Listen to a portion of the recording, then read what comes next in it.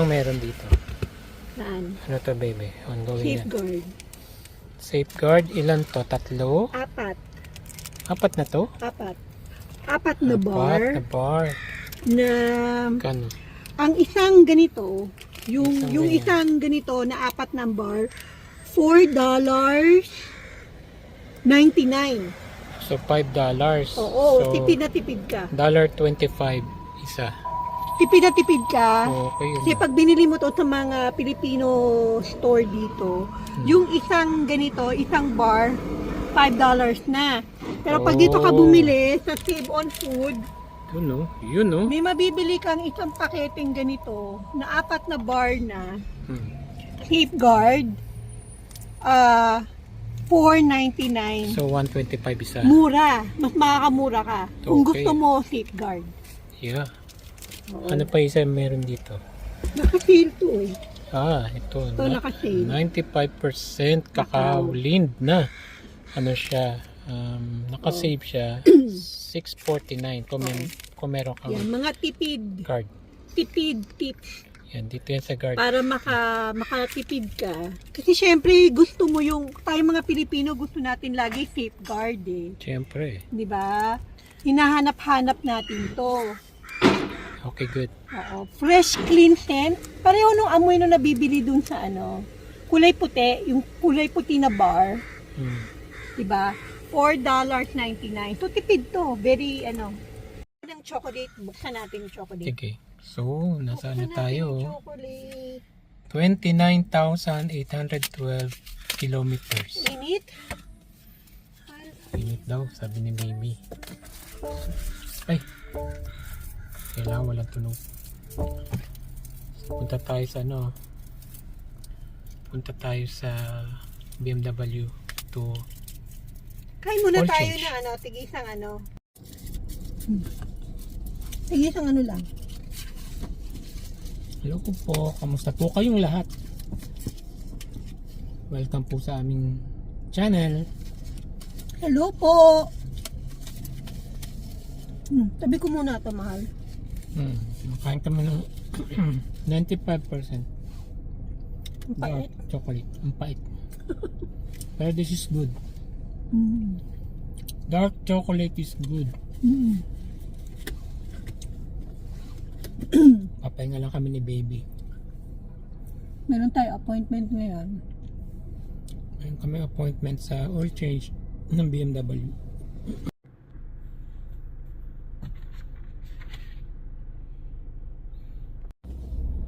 Good afternoon po. Today is Friday the 13th June 2025. Welcome to another vlog and with baby. Hello po. Ay, magandang araw po. Saan man po kayo naroroon. Wish you are in good health and yeah. So, bakit tayo nandito? Hindi, asan muna tayo? Dito nga, sinabi ko na nga eh. Okay. Bakit tayo nandito? Magpapa-oil change tayo. Free oil change. Dito sa Auto West BMW sa Richmond, BC. Bakit libre yung oil change mo? Kasi I have 3-year coverage. Pag bumili ka ba ng BMW, package ba siya? Kaya siya libre? Usually yung kasama yun sa package, yung pag bumili ka ng either used Yan. or brand new, if it still falls within the 3-year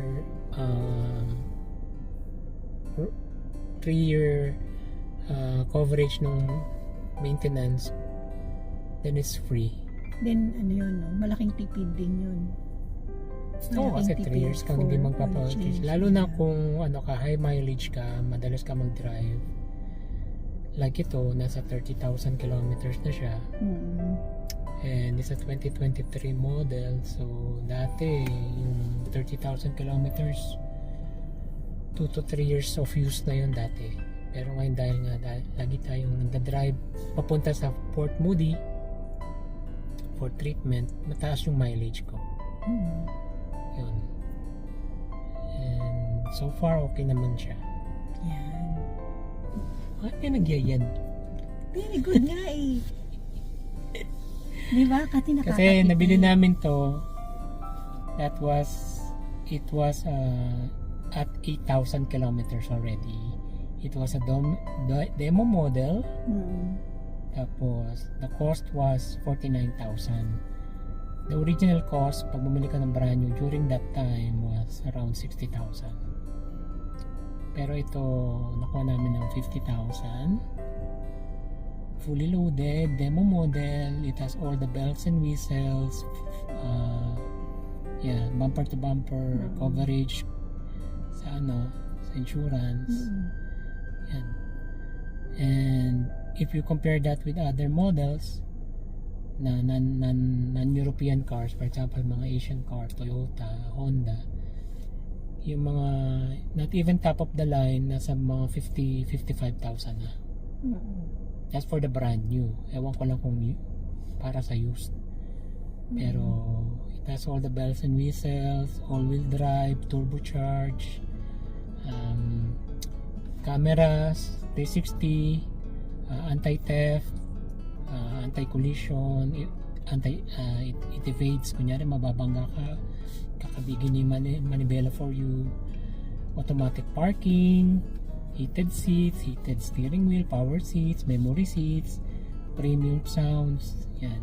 Ito naman ang point is, bakit ko binabanggit? Kasi if you think about it, kung hindi mo itatry mag-shop around ng ibang kotse na akala mo luxury, you can actually find a good deal. I think yun yung mga namimiss ng lahat, no? Na i-intimidate silang mag-shop around sa mga luxury car kasi akala nila malaki yung difference ng ng price. Ang concern kasi nila, number one, yung reliability. They think na after a few years yung sira niya, yung maintenance niya is mahal. Pero kasama siya sa package eh.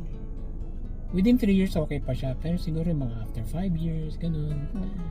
Ang concern nila yung mahal yung parts, yung labor, yan. Pero may way to work around it. Alagaan mo yung oil change mo. Like ito, every 10,000 ng nito recommended, 10,000 kilometers. Pero since it's a turbo, hindi natin sinusunod yung maintenance. Nagawa mo 5,000. Papapalitan mo na yung oil kasi once nasunog kasi turbo nga siya, madaling masunog ang oil dahil mainit. Ganun din when you start driving, huwag kang drive away right away. Wait mga 1 to 3 minutes. Warm up yung kotse. And you can do that remotely. Kunyari nasa bahay ka, malayo yung parking, you can do that through your phone. Pwede mo naman ang paandarin yung kotse remotely. Automatic siyang by the time na kunyari winter, pag salang mo, mainit na siya, defrosted na siya, or during summer, pag pasok mo, malamig na siya. Pre-condition mo na siya. Ayun. Tapos it also warns you kung dahil nga 360 camera, nire-record yung event in the event of a collision or suspected theft. Yun. Pero di ba pag sabi mo sa akin kanina, in 3 years yung di ba? Yung parang bumper to bumper. Tsaka yung libre yung mga maintenance. Di ba nabanggit mo before na yung service advisor dito, meron din ino-offer na kapag gusto mong i-extend, pwede. Na mas makakatipid ka, no? Kung gusto Come to think of it, kapag tinignan mo yung calculation. Pwede mo siyang ipa-extend. Yeah. Pero yun nga, kung inaalagaan mo yung kotse mo, haba yung buhay niya. Kasi lahat naman ng kotse, regardless kung anong brand, meron yung service life na tinatawag, di ba? And yeah, you have to be aware lang. Pero so far happy naman. Ang importante happy ka doon sa binili mo. Yeah, nag-i-enjoy kang kasi gamitin. Kumbaga, wala kang buyer's remorse. Tama.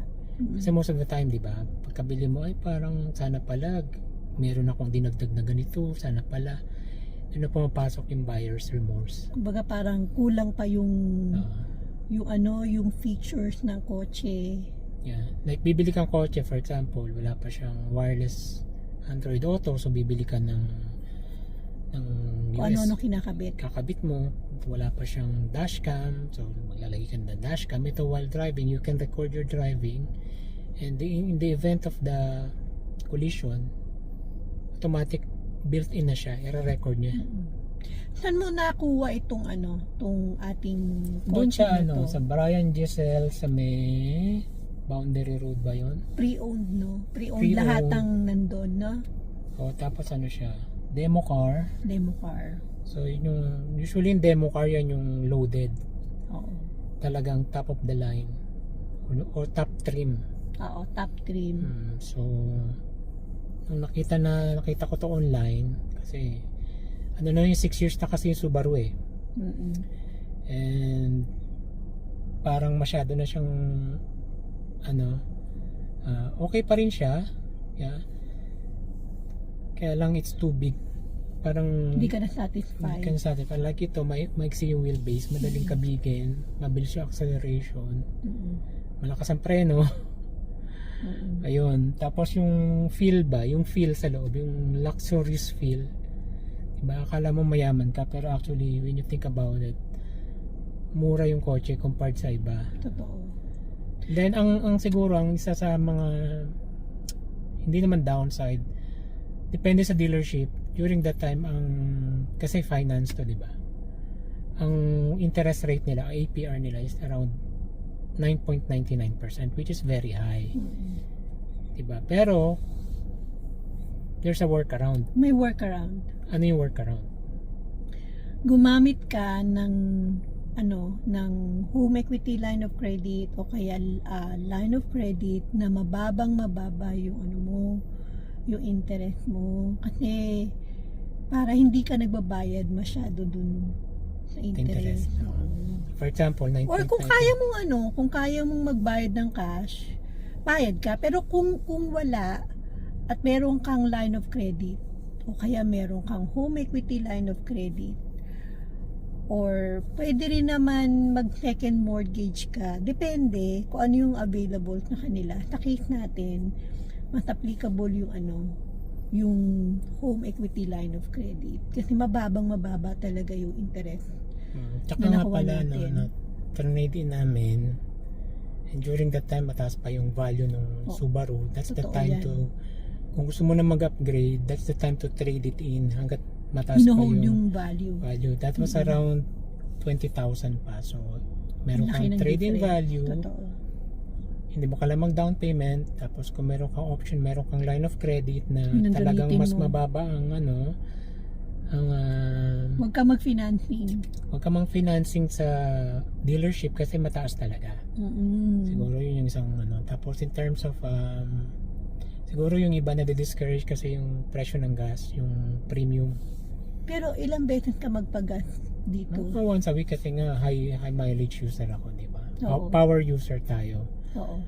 But na-enjoy ko ba yung driving? Enjoy na enjoy, di ba? You get the most of the car talaga. Pag may nakita sila, dapat babili nila agad. Kuwari, yung Oo, kasi ginawa ito, mo yung eh. case mo, di ba nakita mo Nung siya? nakita ko to, it's Very parang rare, rare. No? Oo. You will feel na agad na pagka pinatagal ko pa to, iba makakabili. Na-hold lang natin talaga to no? Oo. Kasi may kakilala sa loob. Maganda din dito yung software upgrade. You can do it remotely. Dina-download sa phone mo, da-download sa kotse mo. Unlike ibang kotse, you need to go to the dealership para lang i-upgrade yung software. Which, ito talaga, every time na may upgrade sa system, na-notify ka, da-download sa phone mo, and then i-connect mo sa kotse mo. Tsaka ibang-iba yung... You can do it on yourself. Ang kwento ni Baby dito sa akin, mga friendship, ibang-iba daw yung pag-oil change nila, yung parang service dito na. Kasi yung habang ino-oil change, bibigyan kayo update, may video pa papakita. Ito na nga pala ginawa namin, ito inspection namin. So, and then nakikita mo rin sa TV nila, mamaya papakita ko sa inyo. Yung garage, nakikita mo yung kotse mo. And then napakaganda ng kanilang lounge. Sabi ni baby sa akin mga friendship, ibang-iba daw talaga yung experience niya dito kapag nagpapa-oil change. Unlike dun sa mga previous experience mo sa iba.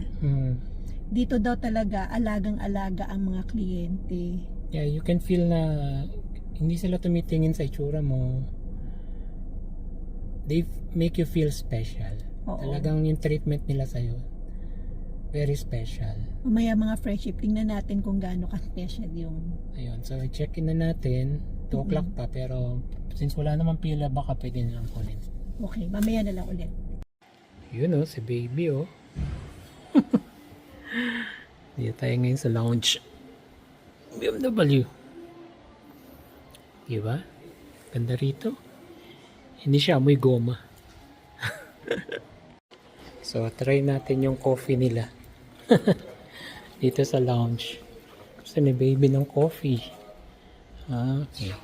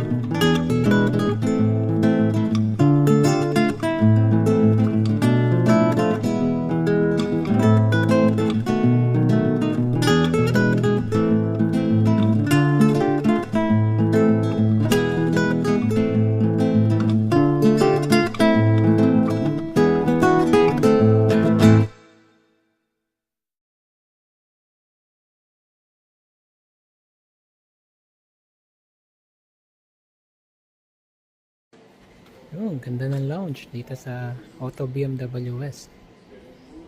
Yung si baby.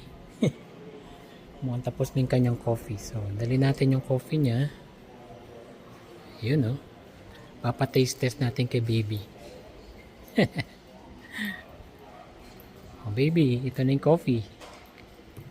Tikman mo Saka ito nga pala yung monitor. Makikita mo yung garage kung ano nang ginagawa nila. Thank you. Taste test. Tikman mo muna. Tingnan natin kung masarap ang coffee nila. Bango. Oo. Dark yan Mahal ano to? Ayan. Bango. Taste test. Sarap. Sarap? Pero parang kulang pa din ng ano. Pwede pantapangan? Tapangan. Okay. Hello, welcome to Auto West BMW. My name is Amar. You just come check inspection video in your car. On the back side of the car, suspension looks good. No leak, no damage. Same thing on the other side.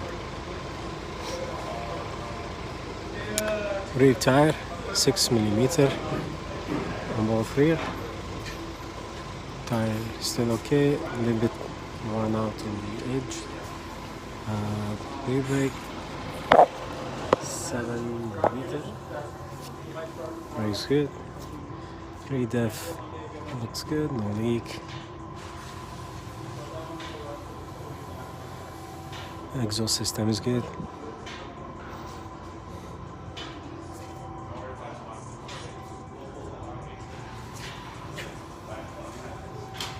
Engine looks good. Transmission good, no leak.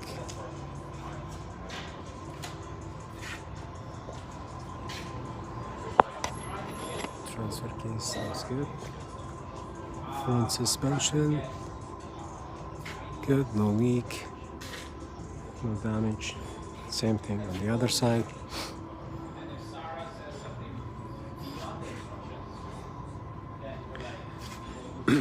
Front tire 6mm, the tire worn out in the edge. Same thing on the other side, 6mm. Recommend doing tire rotation and four-wheel alignment to ensure the tire wear. Front brake still okay. 5mm in respect to. All the fluids been topped up, tire pressure is it. Thank you for servicing BMW Service Advisor. Be in touch. Yep. Yan, so tapos na po ang complimentary maintenance inspection and car wash na rin. Dito baby. Yan na siya, bagong ligo. Yay! Good. Bagong banlaw.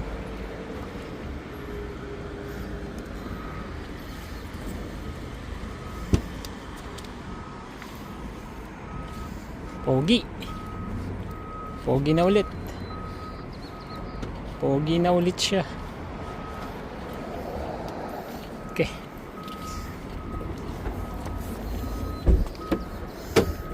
Okay, thank you.